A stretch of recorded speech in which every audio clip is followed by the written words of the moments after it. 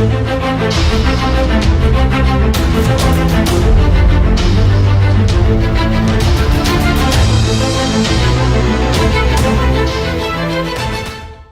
Defence aspirant, स्वागत है त्रिशूल डिफेंस एकेडमी के यूट्यूब चैनल पे। अभी हाल ही में मैंने एक वीडियो अपलोड की थी जिसमें हमने बताया था कि मेडिकल का क्या प्रोसीजर होता है, फौज में किस प्रकार से मेडिकल होता है। अब मेडिकल का क्या आउटकम है उसके बेसिस पे कैंडिडेट्स को क्लीन चिट मिलती है, यानी कि हर वो कैंडिडेट जिसका मेडिकल बोर्ड बैठा है उसको 3 तरीके के रिजल्ट्स मिलने वाले हैं। पहला रिजल्ट है कि वो बिल्कुल मेडिकली फिट है, अब उसको मेरिट का इंतजार करना होगा। दूसरा है टेम्पररी रिजेक्शन मिला है, और तीसरा है परमानेंट रिजेक्शन मिला है। यानी कि जिस तरीके से एसएसबी इंटरव्यू बोर्ड आपको रिकमेंडेशन देता है या कॉन्फ्रेंस आउट देता है, उसी प्रकार से फौज का मेडिकल बोर्ड भी आपको मेडिकली फिट का दर्जा देगा, आपको टेम्पररी रिजेक्शन का दर्जा देगा या आपको परमानेंट रिजेक्शन का दर्जा देगा।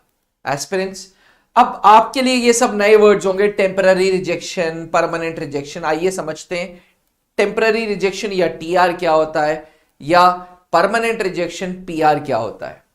टेम्पररी रिजेक्शन आम आदमी की भाषा में वो बीमारी जो 42 दिन के अंतर्गत क्योर हो जाए, 42 दिन तक के बीच में अगर वो बीमारी क्योर हो जाती है तो कैंडिडेट को टेम्पररी रिजेक्शन मिलता है। देखिए, ऊपर से देखने से मैं बिल्कुल फिटफाट लग रहा हूं, अंदर क्या चल रहा है मुझे नहीं पता।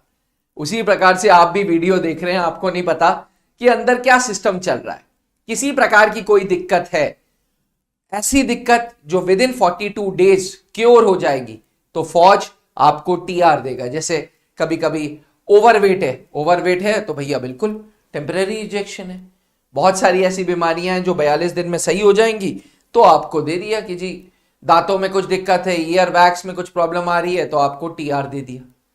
वहीं कुछ ऐसी बीमारी जो 42 दिन तक क्योर नहीं हो सकती है, जिसका कोई क्योर ही नहीं है, तो फौजी डॉक्टर्स ने कहा कि भैया क्षमा करें, हमें खेद है, बट आपको हम पीआर दे रहे हैं, परमानेंट रिजेक्शन दे रहे हैं। जैसे कान में बहरापन, भैया नहीं सही हो सकता, मशीन लगवाओ तब जाके सही होगा। बोन का स्ट्रक्चर अनइवन है, पैर मोड़े हुए हैं, ऐसे केसेस में पीआर मिलता है। लेकिन मैं आपको बता दूं, फौज बहुत बहुत बहुत फ्लेक्सिबल ऑर्गेनाइजेशन है।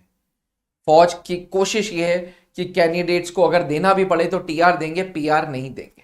हां, लेकिन फौज के काम में अगर आपकी बीमारी एक बाधा में बनेगी तब जरूर फौज आपको परमानेंट रिजेक्शन देगा।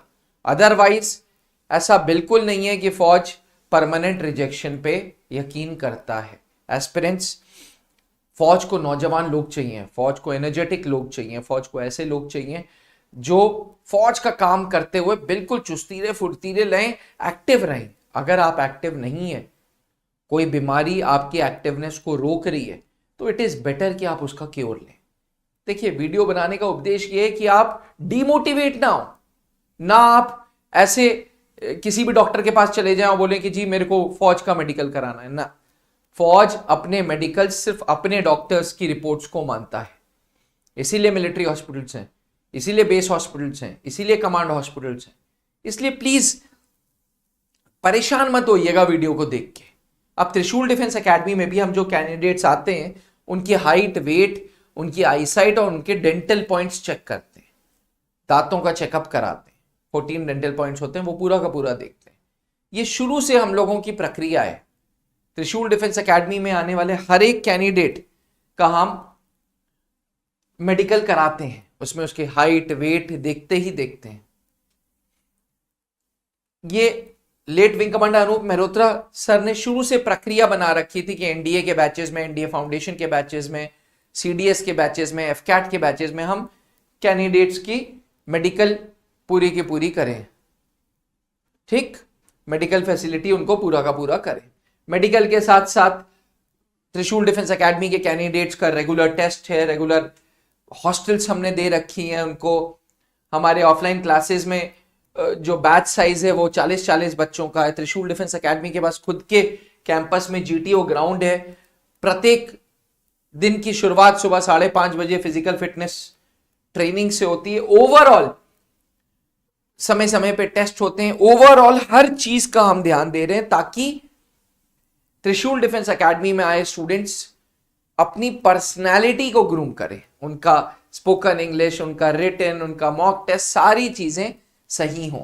रेगुलर पेरेंट्स टीचर मीटिंग भी है एस्पिरेंट्स। यही कारण है कि आज 20 सालों में 650 से ज्यादा अधिकारी फौज को हम दे चुके हैं और गिनती अभी भी बरकरार है।